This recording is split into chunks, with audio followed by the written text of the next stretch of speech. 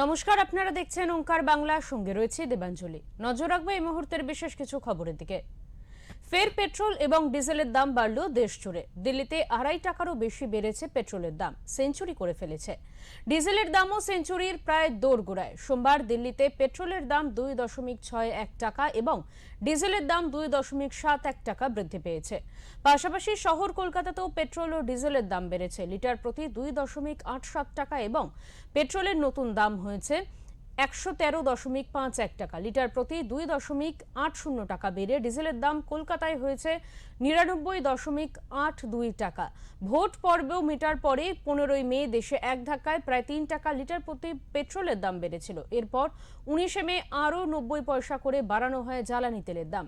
ফের 23 মে শনিবার 87 পয়সা দাম বাড়ানো হয় পেট্রোলের। সেই ধারা অব্যাহত রেখে সোমবার আরও প্রায় 3 টাকা বাড়ানো হলো জ্বালানি তেলের দাম, যার জেরে গত 10 দিনে 7 টাকার বেশি দাম বৃদ্ধি হলো জ্বালানি তেলের।